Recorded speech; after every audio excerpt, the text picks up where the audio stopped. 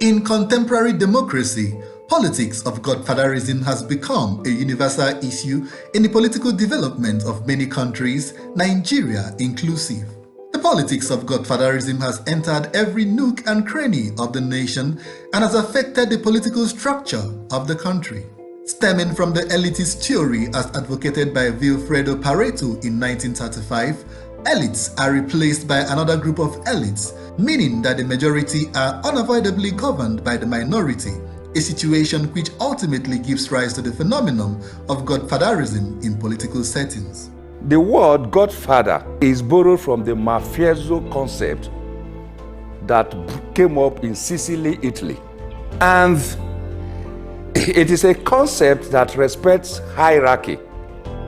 Hierarchy cannot go wrong. Therefore, hierarchy is feared, is respected. Any attempt to go against hierarchy becomes very, very dangerous. The politics of godfatherism has a negative impact on the socio-economic and political development of the nation by confining power in the hands of the few elites at the expense of the masses. This has affected the socio-economic and political development of the nation and by extension led to inter-party and intra-party defections, decamping and conflicts among party members.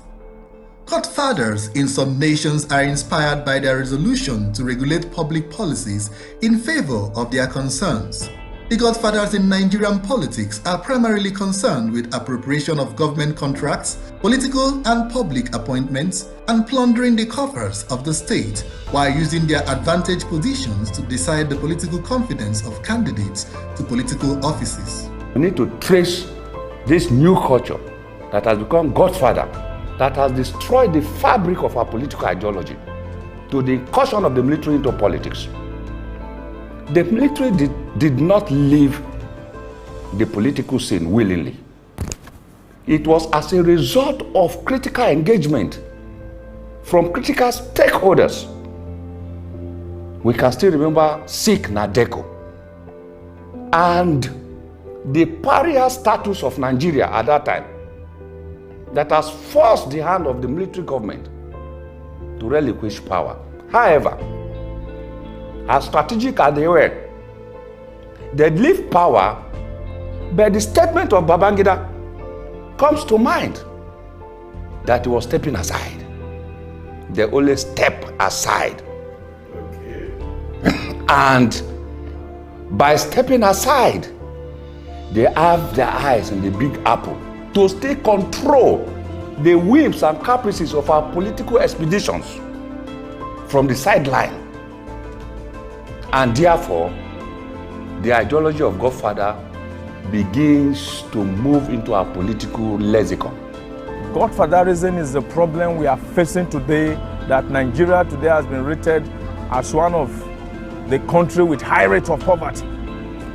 Because one single individual wants to divert the whole resources that is meant for the people. In 1999, we all knew how the great Obasanjo was made the president from the prison. And subsequently, it has become a trajectory of our political engagement. And it continued to metamorphosize with various styles, with various techniques.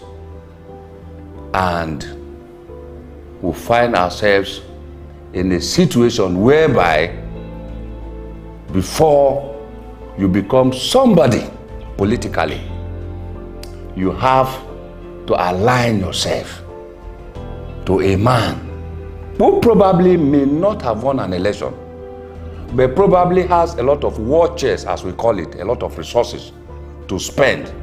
In this flawed arrangement, those that are not only seen but confirmed to be loyal to the godfathers cannot be given tickets to be the flag bearer of the political parties, so as to ensure that the godsons will be answerable to them when they are elected into power. The godson oftentimes becomes a stooge of the godfather, while the failure of the godson to meet the demands of the godfather is often punished with impeachment or denial of re-election. Government in the center, they are always interested in one election or the other. Take for instance, the governor of a state who said, no, this House of Assembly member must not go. And he will use all the necessary arsenal within its disposal to make sure that he frustrates the most acceptable candidate. So that is the major problem we are facing.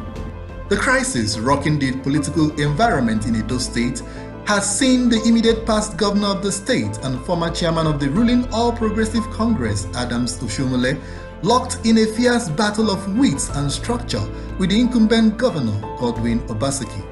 The duo, who were former political allies, are now vicious political foes, with the godfather-godson relationship pushed aside because the godson has become disobedient and no longer takes instructions from the godfather.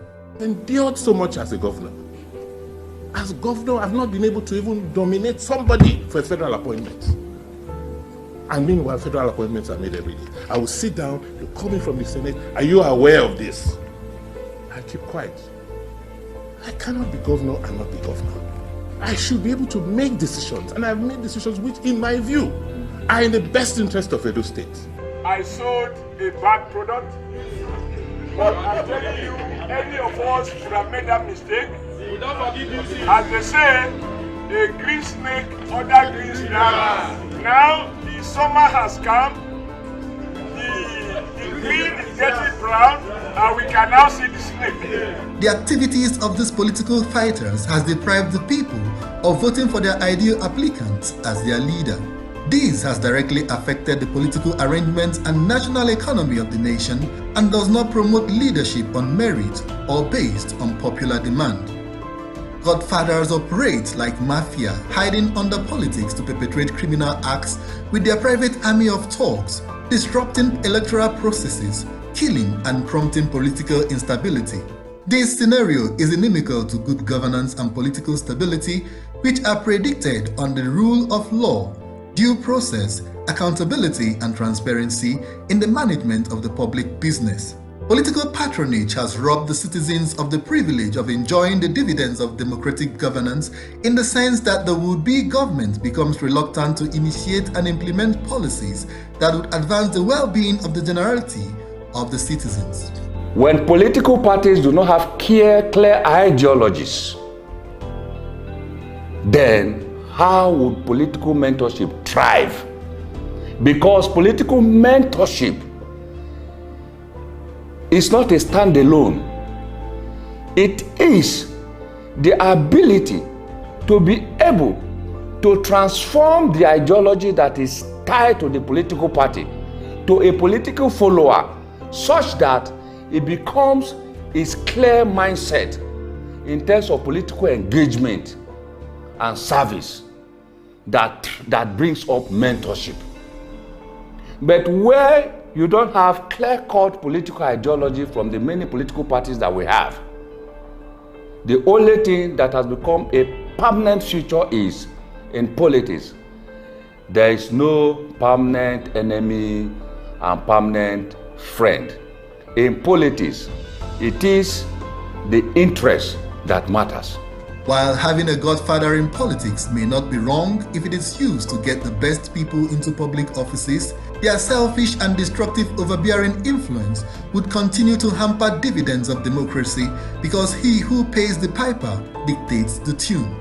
It is not completely to say that you cannot strive politically without a godfather, but it is right to say that the involvement of some people in quote who call themselves godfather are creating so much problem in our political setting that until and when that word disappears from our political lexicon, it will take us a very, very long time to get leaders who will serve the people, and we can measure our growth and development, and we'll be proud as Nigerians. Godfatherism is an impediment to Nigerian democracy.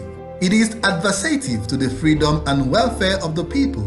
Therefore, the problem of godfatherism should not be preserved as a party affair, but should be treated with legal action by the government and the party stakeholders. The demand for a sustainable democracy in Nigeria is to expand both the political and socio-economic situation of the country through massive people participation in policy and decision-making processes. And this status quo can never be achieved in a system entrenched with godfatherism.